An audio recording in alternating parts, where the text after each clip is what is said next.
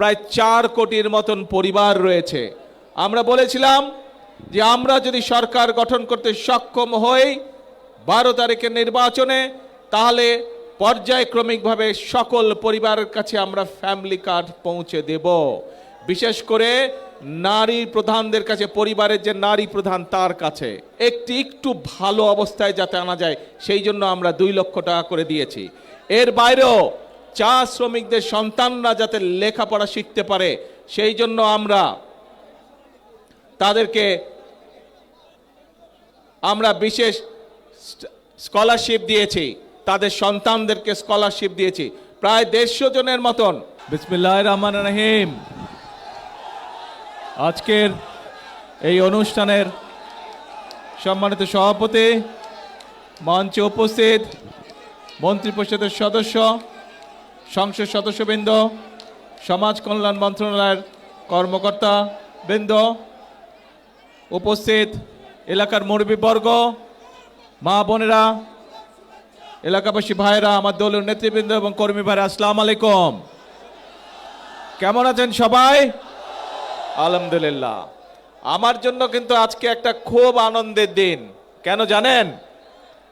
আজকে থেকে কয়েক মাস আগে যখন নির্বাচনের প্রথম প্রচার অভিযান শুরু হয়, আমি সিলেটের পবিত্র মাটি থেকে সেই প্রচার অভিযান কাজ শুরু করেছিলাম এবং সেই দিনে সিলেটের জনসভা শেষ করে আমি হবিগঞ্জে যখন জনসভা করছি, সেই সময় আমি হবিগঞ্জের জনসভার মঞ্চ থেকে বলেছিলাম যে বিএনপি যদি সরকার গঠন করতে সক্ষম হয় ইনশাল্লাহ, তাহলে আমরা আমাদের চা বাগান শ্রমিকে যে সকল মায়েরা কাজ করে তাদের জন্য আমরা ফ্যামিলি কার্ড দেব।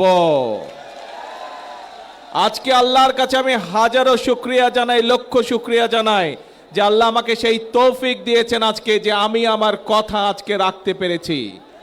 আমি আজকে আমার সরকার যে কথা আমি দিয়েছিলাম, আমার সরকার আজকে চা বাগানের শ্রমিকদের, যারা নারী শ্রমিক আছেন তাদের কাছে আমরা ফ্যামিলি কার্ড পৌঁছে দিয়েছি আজকে। হ্যাঁ, আমরা হয়তো আজকে সবাইকে দিতে পারিনি, কিন্তু ইনশাল্লাহ আগামী 1 বছরের মধ্যে আমরা প্রায় সকল নারী শ্রমিকের কাছে, চা বাগানের সকলের কাছে আমরা ফ্যামিলি কার্ড পৌঁছে দেব ইনশাল্লাহ।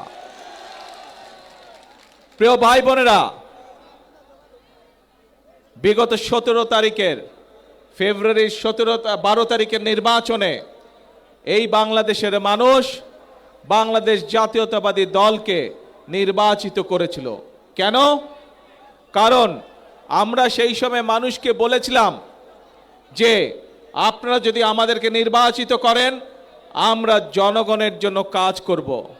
প্রথম একটি কাজের কথা বলেছিলাম, সেটি হচ্ছে যে আমরা বিশ্বাস করি এই আমাদের প্রিয় মাতৃভূমি বাংলাদেশকে যদি সামনের দিকে এগিয়ে নিয়ে যেতে হয়, তাহলে সকলকে একসাথে আমাদের সহযোগিতা করতে হবে, সকলকে একসাথে কাজ করতে হবে। এবং সেজন্যই আমরা মনে করি যে পুরুষদের পাশাপাশি আমরা যদি নারীদেরকে সাহায্য করতে না পারি স্বাবলম্বী হওয়ার জন্য, তাহলে দেশকে এগিয়ে নিয়ে যাওয়া সম্ভব নয়। এবং সেই জন্যই নারীদেরকে স্বাবলম্বী করে গড়ে তোলার জন্য আমরা এই ফ্যামিলি কার্ডের কথা বলেছিলাম।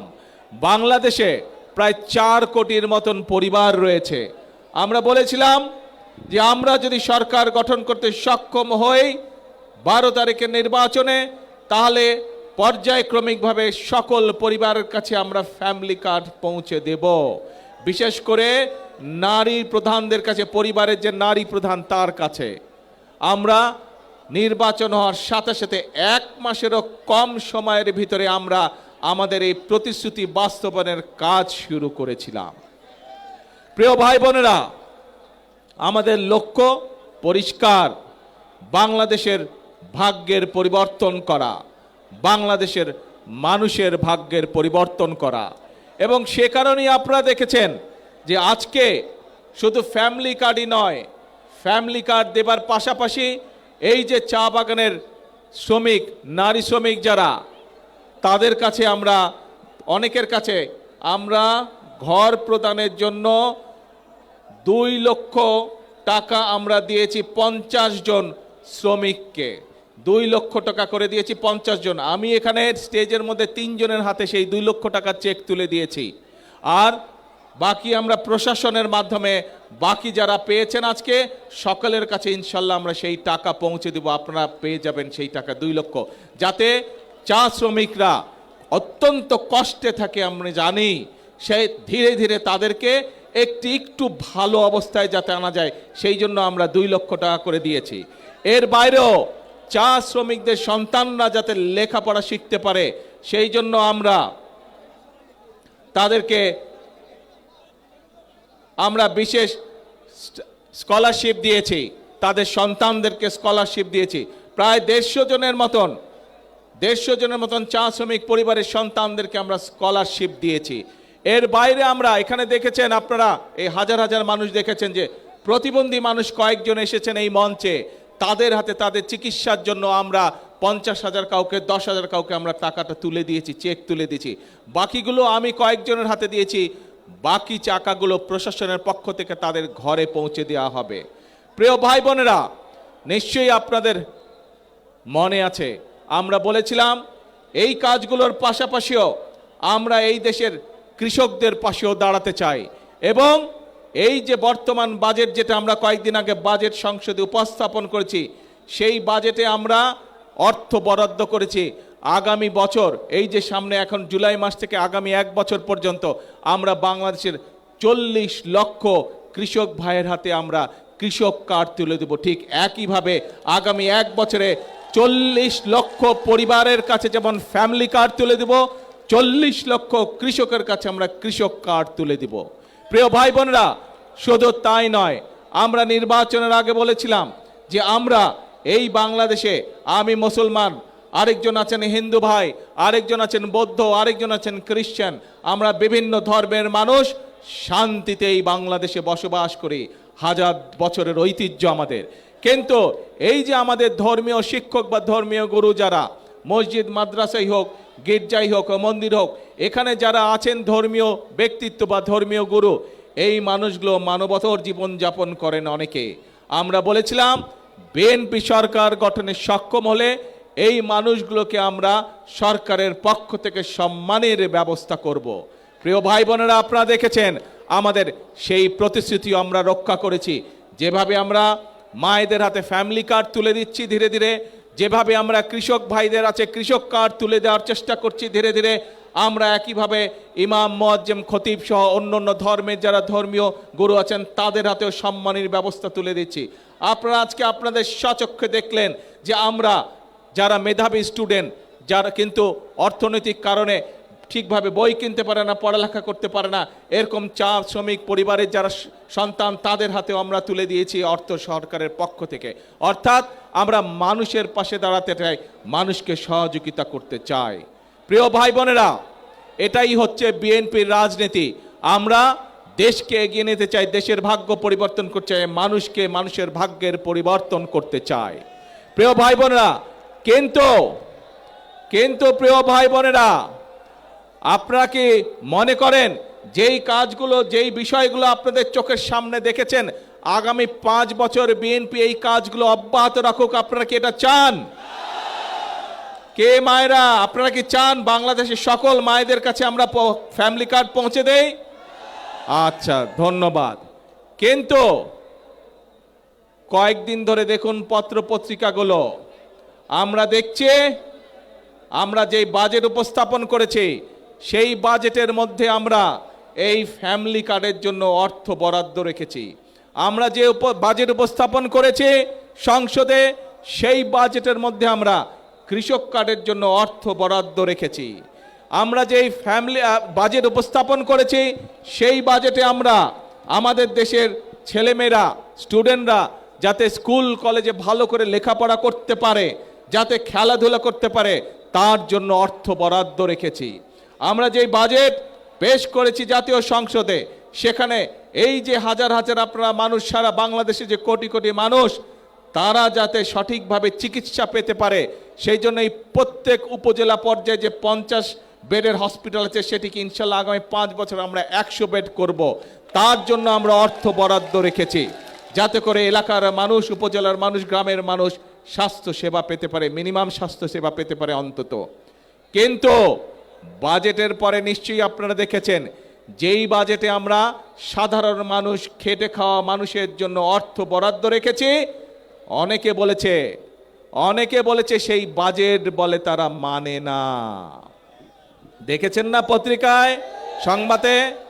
আবার অনেকে বলেছে যেই বাজেটে আমরা মায়েদের জন্য ফ্যামিলি কার্ডের বড় অর্থ বরাদ্দ রেখেছি, কৃষকদের জন্য কৃষি কার্ডের বরাদ্দ রেখেছি, প্রতিবন্ধী মানুষ শিক্ষার্থীদের জন্য অর্থ বরাদ্দ রেখেছি, যেই বাজেটে আমরা মানুষের স্বাস্থ্য সুবিধার জন্য অর্থ বরাদ্দ রেখেছি, সেই বাজেট নাকি চানাচুরের মতন।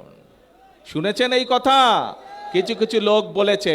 প্রিয় ভাই বোনেরা, যেই বাজেট জনগণের বাজেট, যেই বাজেটের মাধ্যমে, অর্থ বরাদ্দের মাধ্যমে আমরা জনগণের ভাগ্যের পরিবর্তন করতে চাই, সেই বাজেটকে যারা চানাচুরের সাথে তুলনা করে, যেই বাজেটে আমরা জনগণের জন্য স্বাস্থ্য সুবিধার অর্থ বরাদ্দ রেখেছি, কৃষক ভাইদের জন্য অর্থ বরাদ্দ রেখেছি, যেই বাজেটে আমাদের সন্তানরা যাতে ভালোভাবে লেখাপড়া শিখতে পারে তার জন্য সর্বোচ্চ বাজেট রেখেছি, সেই বাজেটকে বলে তারা গণবিরোধী বাজেট। দেখেছেন না?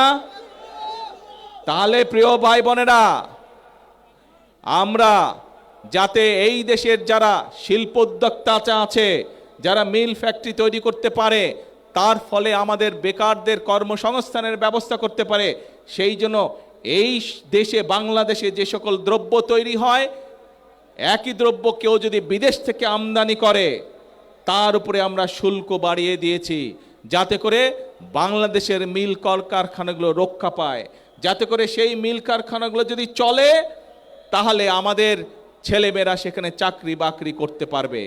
একই জিনিস যদি বিদেশ থেকে আসে তখন আমাদের মিল কারখানা চলবে?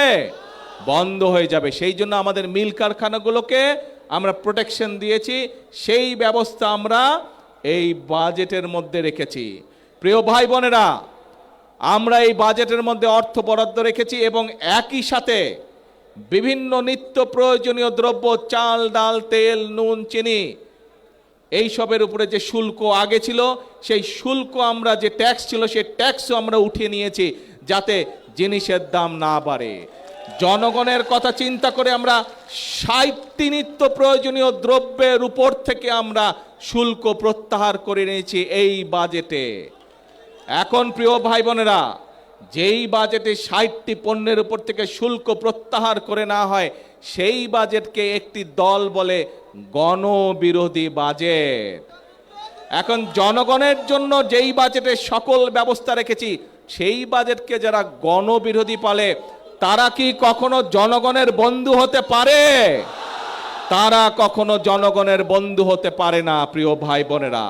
কাজেই যারা জনগণকে বিভ্রান্ত করতে চায় প্রিয় ভাই বোনেরা, সেটি সংসদের ভেতরেই হোক, সেটি সংসদের বাইরেই হোক, তাদের ব্যাপারে আপনাদেরকে সচেতন থাকতে হবে। কারণ এই সকল লোকেরা, এই সকল দলগুলো দেশে যদি অশান্তি করার সুযোগ পায়, তাহলে আমরা ফ্যামিলি কার্ড বাস্তবায়ন করতে পারবো না।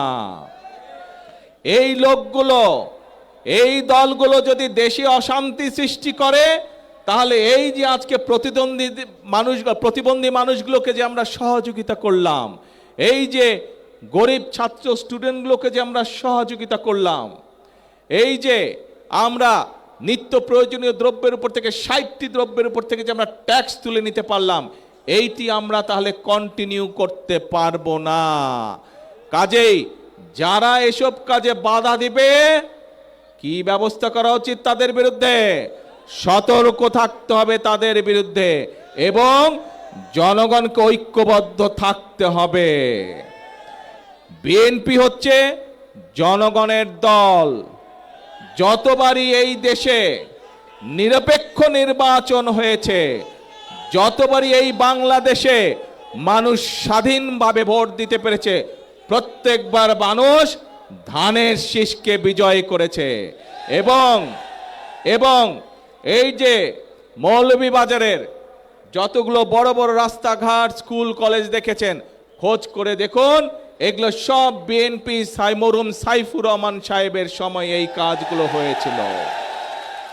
কাজেই প্রিয় ভাই বোনেরা, কথা সাফ কথা, যদি দেশের উন্নয়নকে অব্যাহত রাখতে হয়, যদি মা বোনদের হাতে ফ্যামিলি কার্ড পৌঁছে দিতে হয়, কৃষক ভাইদের হাতে যদি কৃষক কার্ড পৌঁছে দিতে হয়, উপজেলা স্বাস্থ্য কমপ্লেক্স যেটি আছে সেটিকে 50 বেড থেকে যদি 100 বেডে করতে হয়, যদি আমাদের ভবিষ্যৎ প্রজন্ম, আমাদের সন্তানদের শিক্ষার ব্যবস্থা ঠিক রাখতে হয়, তাহলে জনগণকে ঐক্যবদ্ধ থাকতে হবে। জনগণ যদি ঐক্যবদ্ধ থাকে তাহলে কোনো ষড়যন্ত্র সফল হতে পারবে না। জনগণ যদি ঐক্যবদ্ধ থাকে, বাংলাদেশের গণতন্ত্রকে কেউ নষ্ট করতে পারবে না। বাংলাদেশের গণতন্ত্রকে কারা নষ্ট করেছিল আমরা সেটি ভালো করে জানি। আমরা দেখেছি দেশ স্বাধীনের সময়, দেশ স্বাধীনের আগে এবং পরবর্তী সময় গণতন্ত্র বিনষ্টকারী, গণতন্ত্রের বিরুদ্ধে ষড়যন্ত্রকারী সবগুলো একসাথে ছিল।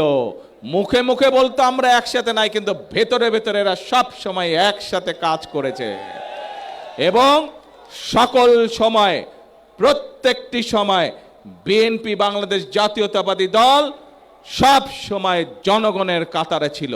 সেজন্যই বিএনপির সবচেয়ে বড় শক্তি জনগণের শক্তি। সেই জন্যই বিএনপি সকল সময় বলে থাকে জনগণই আমাদের সকল ক্ষমতার উৎস। প্রিয় ভাই বোনেরা এবং প্রিয় ভাই বোনেরা, আমরা দেখেছি বিভিন্ন সময় যখন দেশে জনগণ যখন ফুঁসে ওঠে গণতন্ত্র রক্ষা করার জন্য, আমরা বিভিন্ন সময় দেখেছি বিভিন্ন জনকে বিদেশে চলে যেতে। খালেদা জিয়া আপনাদেরকে রেখে কোথাও যায় নাই। খালেদা জিয়া আপনাদেরকে রেখে কখনো কোথাও যায় নাই। খালেদা জিয়া বলেছিল বাংলাদেশই হচ্ছে আমার প্রথম ঠিকানা, বাংলাদেশই হচ্ছে আমার শেষ ঠিকানা। প্রিয় ভাই বোনরা, আমরা হচ্ছে খালেদা জিয়ার সৈনিক। কাজে বাংলাদেশই হচ্ছে আমাদের প্রথম ঠিকানা, বাংলাদেশই হচ্ছে আমাদের শেষ ঠিকানা। আমাদের একটাই কাজ, বাংলাদেশের মানুষের ভাগ্যের পরিবর্তন। আমাদের একটাই কাজ, বাংলাদেশের ভাগ্যের পরিবর্তন। কাজে আসুন, এই দেশ আমাদেরকেই গড়তে হবে। এই দেশ আমাদের 20 কোটি মানুষের 40 কোটি হাতকে শ্রমিকের হাতে রূপান্তরিত করতে হবে। তাহলেই আমরা এই বাংলাদেশের ভাগ্যের পরিবর্তন করতে পারবো। প্রিয় ভাই বোনেরা, অনেকেই ওই যে যারা বিভ্রান্ত ছড়াতে চায়, এরা আবার কি বলে জানেন? এরা বলে ফ্যামিলি কার্ডের টাকা কোথা থেকে আসবে, কৃষক কার্ডের টাকা কোথা থেকে আসবে। আপনাদের সবাইকে সাক্ষী রেখে তাদের উদ্দেশ্যে আমি বলতে চাই, এই যে আজকে এখানে শ্রমিকদেরকে, চা শ্রমিকদেরকে ঘর নির্মাণের জন্য 2 লক্ষ টাকা দেওয়া হলো। চা শ্রমিকদের পরিবারের সন্তানদের লেখাপড়া করার জন্য 10,000 করে টাকা দেওয়া হলো তাদের বৃত্তি হিসাবে। এই যে মানুষের চিকিৎসার জন্য 50,000 করে টাকা দেওয়া হলো। এগুলা কখনো আগে শুনেছেন? আপনারা দেখেছেন? কেউ এর আগের সরকার দিয়েছিল? দেয় নাই। এটি কার অর্থ? জনগণের অর্থ। আমরা দেখেছি কিভাবে জনগণের অর্থ বিগত 1 যুগ ধরে, 17 বছর ধরে আমরা দেখেছি কিভাবে জনগণের অর্থ এই দেশ থেকে পাচার হয়ে গিয়েছিল। জনগণের অর্থ জনগণকে না দিয়ে একটি দল বিদেশে পাচার করে দিয়েছিল। প্রিয় ভাই বোনেরা, যারা বলে কোত্থেকে আসবে ফ্যামিলি কার্ডের টাকা, কোত্থেকে আসবে কৃষক কার্ডের টাকা, কোত্থেকে আসবে, তাদের উদ্দেশ্যে বলতে চাই, এই জনগণের টাকা আর পাচার হতে দেব না আমরা। জনগণের টাকা দিয়ে জনগণের জন্য কাজ করা হবে, জনগণের অর্থ দিয়ে দেশের জন্য কাজ করা হবে, দেশের ভাগ্যের পরিবর্তনের জন্য কাজ করা হবে, জনগণের জন্য কাজ করা হবে। কাজে ইনশাআল্লাহ টাকার কোনো অভাব হবে না। আসুন, যারা এই দেশ থেকে টাকা পাচার করেছে, যারা এই দেশ থেকে টাকা বাইরে পাঠাতে চায়, জনগণের অর্থ টাকা বিদেশে পাঠাতে চায়, আমরা আজ থেকে তাদের বিরুদ্ধে কঠোর অবস্থান গ্রহণ করব। আমরা যদি সকলে চোখ কান খোলা রাখে, তাহলে এই দেশের মানুষের অর্থ সম্পদ কেউ বিদেশে পাচার করতে পারবে না, এবং সেই টাকা দিয়ে আমরা সকলে মিলে পরিশ্রম করব এবং সেই অর্থ দিয়ে আমরা দেশ এবং দেশের মানুষের ভাগ্যে পরিবর্তন করব। আছেন নাকি আমার সাথে সবাই এই কাজে? ইনশাআল্লাহ। আসুন তাহলে আজকের এই আনন্দের দিনে আমাদের প্রতিজ্ঞা হবে, আমাদের প্রতিশ্রুতি হবে একটাই, করব কাজ সবার আগে। এবং একই সাথে আরেকটা নতুন কথা বলি, করব কাজ গর্ব দেশ, সবার আগে বাংলাদেশ, সবার জন্য বাংলাদেশ। করব কাজ সবার আগে, সবার জন্য বাংলাদেশ। আল্লাহ হাফেজ। বাংলাদেশ জিন্দাবাদ। আল্লাহ হাফেজ। মাননীয় প্রধানমন্ত্রী, আপনার